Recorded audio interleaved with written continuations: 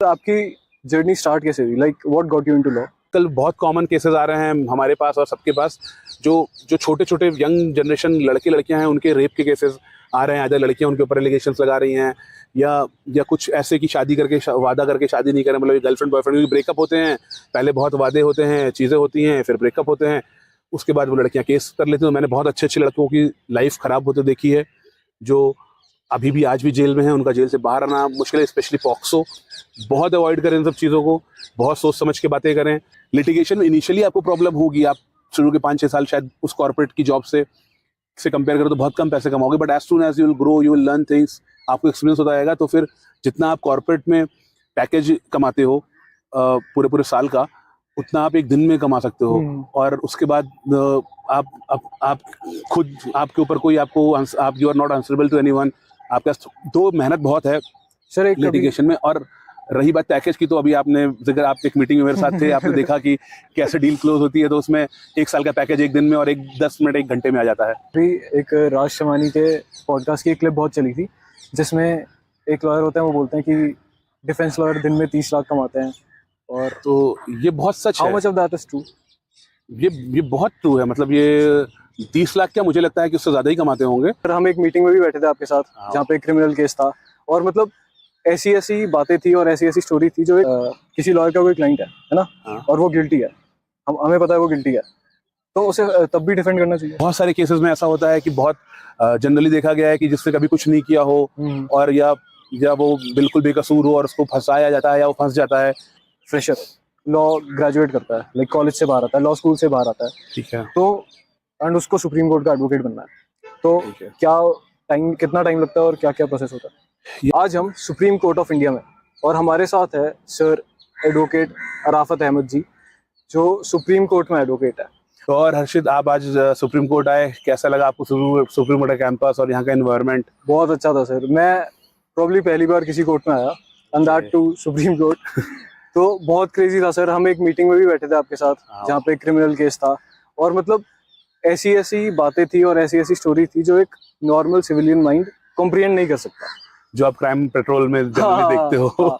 मतलब इतनी ऐसी चीजें तो वहां भी नहीं दिखती। तो जनरली हमारी मीटिंग्स ऐसी ही होती हैं, कभी बिजनेसमैन से, कभी क्रिमिनल से। So this is our work, so हम तो सबसे डील करना पड़ता है। बहुत ही एक्साइटिंग फील्ड है। तो आपकी जर्नी स्टार्ट कैसे हुई? Like what got you into law?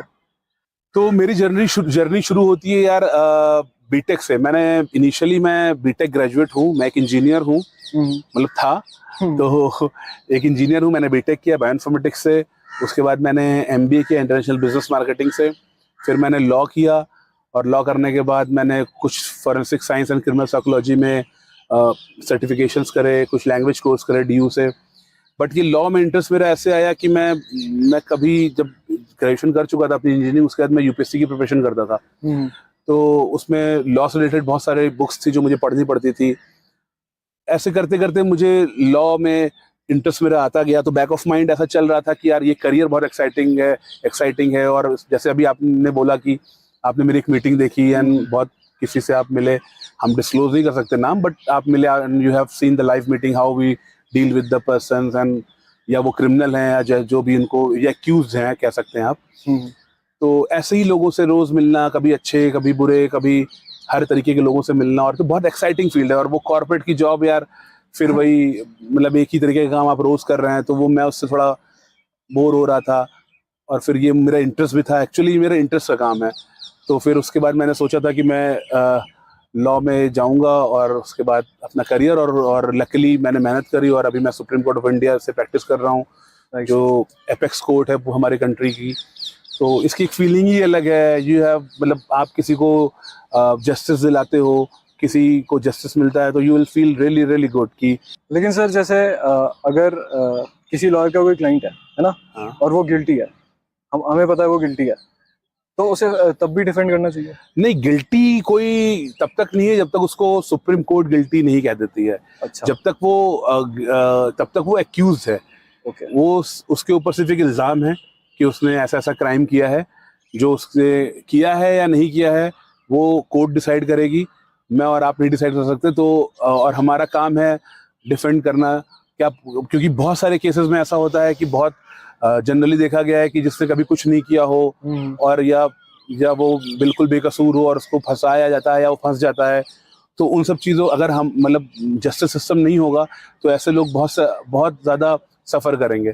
तो हम या आप या कोई भी आदमी या इवन कोई भी पुलिस ऑफिसर उसको नहीं कह सकता कि वो मतलब वो क्रिमिनल है या वो ऐसा है, अगर जब तक वो प्रूफ नहीं होता कि वो क्रिमिनल है। तो हमारा काम है फैक्ट्स को और जो भी सिचुएशंस हैं, जो भी चीज़ें हैं, उनको कोर्ट के सामने प्रेजेंट करना, और फिर कोर्ट डिसाइड करती है कि वो क्रिमिनल है या व्हाट्सएवर जो भी है। जैसे अगर कोई फ्रेशर लॉ ग्रेजुएट करता है, लाइक कॉलेज से बाहर आता है, लॉ स्कूल से बाहर आता है, ठीक है। तो एंड उसको सुप्रीम कोर्ट का एडवोकेट बनना है, तो क्या कितना टाइम लगता है और क्या क्या प्रोसेस होता है? यार बेसिकली सुप्रीम कोर्ट का एडवोकेट बनने के लिए यार सबसे पहले तो आपको लॉ की बहुत ज़्यादा नॉलेज होनी चाहिए, डेडिकेशन होना चाहिए, और आपको एक अच्छी प्रैक्टिस होना चाहिए, क्योंकि यहाँ पे जो केसेस आते हैं वो सारे कोर्ट से जब रिजेक्ट हो जाते हैं, डिस्ट्रिक्ट कोर्ट, हाई कोर्ट, फिर वो यहाँ पहुँचते हैं, तो अब उससे बहुत सारा काम हो चुका रहता है। तो एज ए फ्रेशर तो आप मतलब ऐसे बहुत मुश्किल है आपके लिए या केस मिलना या कोई आपको ट्रस्ट करके केस देना। सो अगर आप आना चाहते हो तो यू आर मोस्ट वेलकम, आप आएँ, आप किसी अच्छे सीनियर को, किसी एडवोकेट ऑन रिकॉर्ड को आप ज्वाइन करें, उनके साथ पहले 2-4 साल 5 साल सीखें कि क्या प्रोसेस है, कैसे यहाँ की प्रोसीडिंग्स होती हैं, कैसे क्लाइंट से बात करते हैं।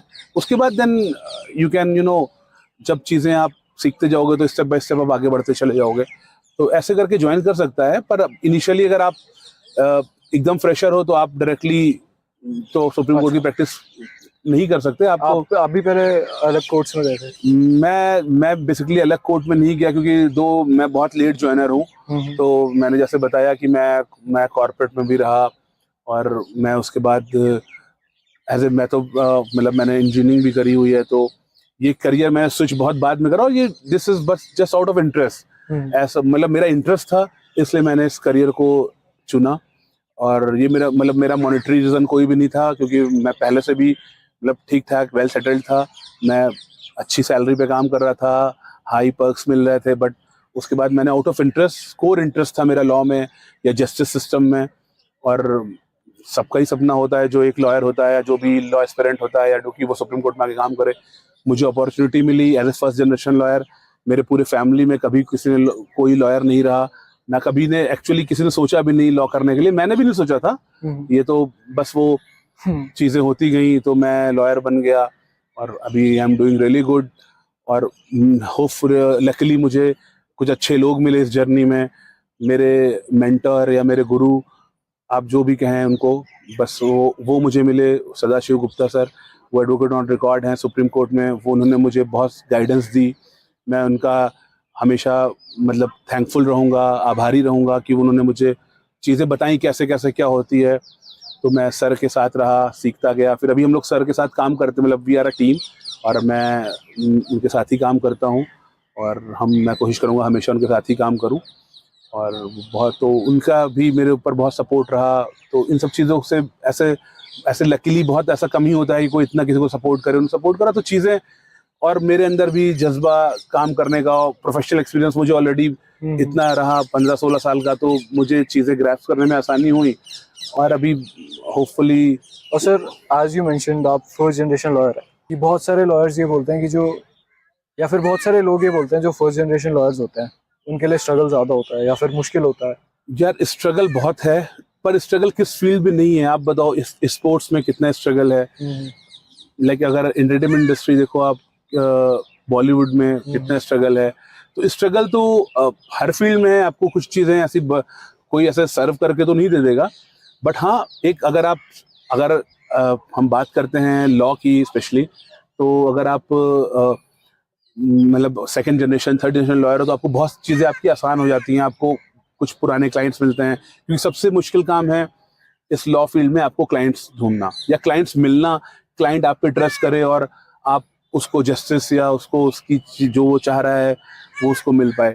तो फर्स्ट जनरेशन लॉयर के साथ ऑब्वियसली क्या कहते हैं, बहुत स्ट्रगल है, बट वो ऐसा है कि अगर आप एक बार इस जर्नी को ज्वाइन करते हो, आप अच्छे चैम्बर्स ज्वाइन करते हो, मेहनत करते हो, सीखते हो, हाँ बेशक आपको शुरू में थोड़े कम पैसे मिलेंगे। सर कॉर्पोरेट लॉ और लिटिगेशन में क्या फर्क होता है? कॉर्पोरेट लॉ देखो, जो कंपनीज के लॉ होते हैं, जो कंपनीज के लिए काम करते हैं, बेसिकली कॉर्पोरेट की जो जो बड़ी बड़ी कंपनीज हैं, आप जैसे कॉर्पोरेट की एक एमबीए की जॉब होती है, एक इंजीनियर की जॉब होती है, वैसे ही कॉर्पोरेट में लीगल फील्ड, उनका लीगल डिपार्टमेंट होता है, वहाँ पे जॉब होती है। लिटिगेशन बेसिकली कोर्ट का ही काम होता है, जो आप कोर्ट में करते हो, चाहे आपको रोज कोर्ट आना होता है?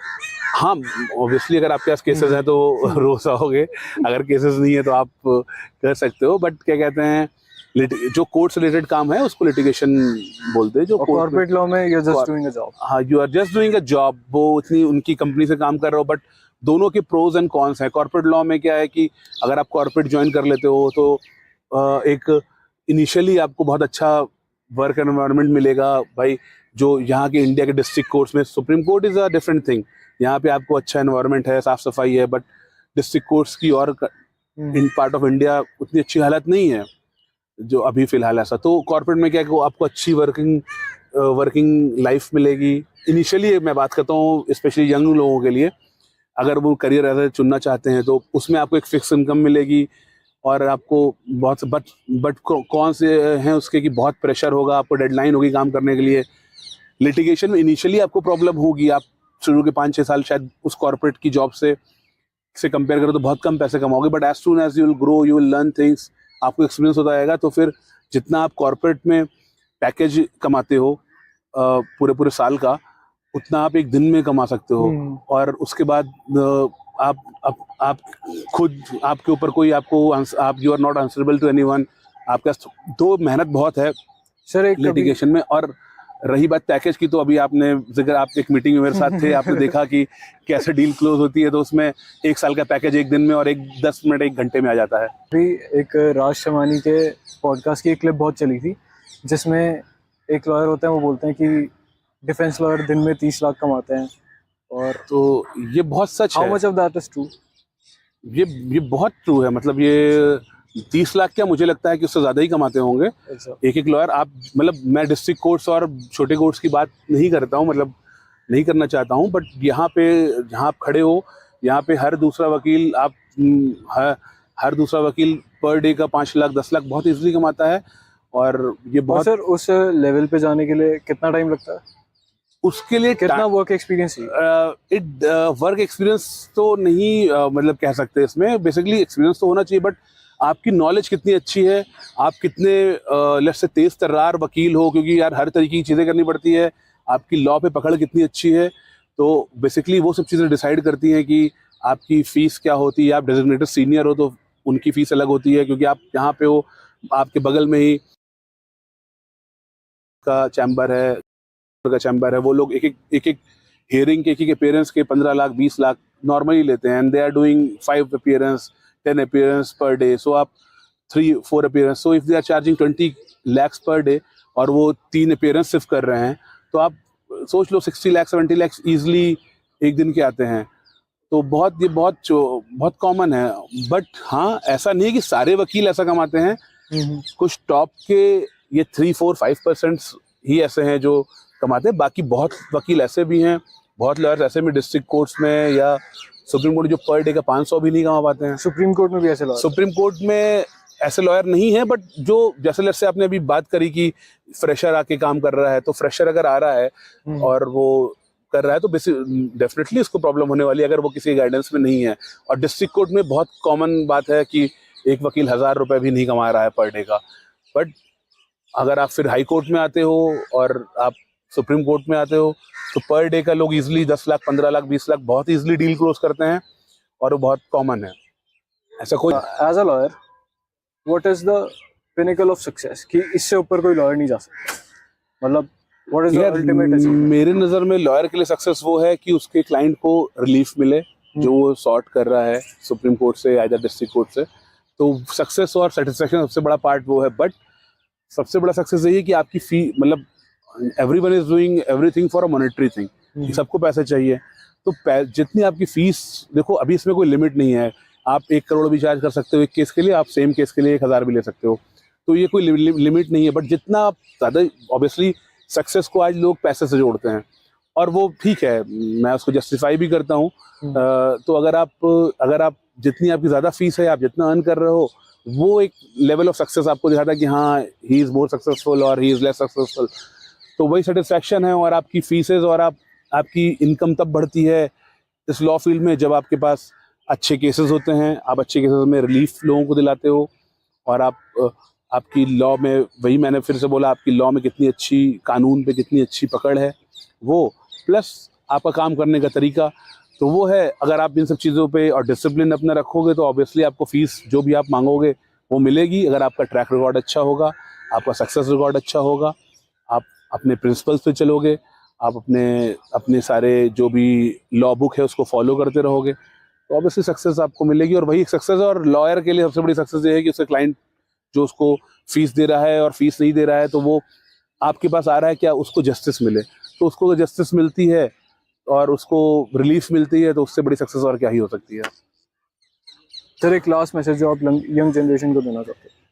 यार यंग जनरेशन के लिए मेरे यही मैसेज है कि वो अपने करियर पे थोड़ा फोकस करें, और पढ़ाई पे, और अगर पढ़ाई नहीं तो किसी एक ऐसी स्किल्स को डेवलप करें जिससे वो अपने करियर में बेसिकली अच्छा कर सके, क्योंकि पैसा कमाना इस दुनिया में, इस दौर में बहुत इंपॉर्टेंट है।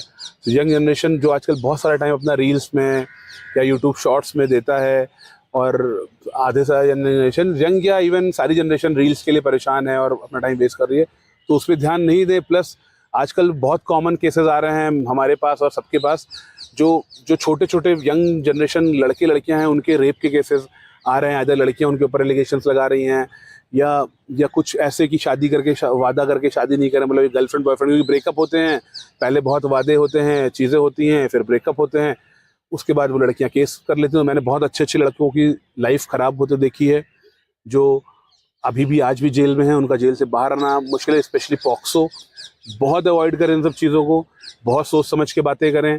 अगर आप लड़के हैं तो स्पेशली लड़कियों से या उन बहुत सोच समझ के करें चीज़ें, और आगे तभी बढ़ें जब आप कमिटमेंट कर सकते हैं। नहीं कर सकते हैं, क्योंकि ये चीज़ें जब कोर्ट में आती हैं तो जो आप बातें करते हैं इंस्टाग्राम पे, व्हाट्सएप पे, वो सारी एविडेंस में आ जाती हैं, और फिर उनको झुटलाना, उनको डिनाई करना बहुत मुश्किल होता है।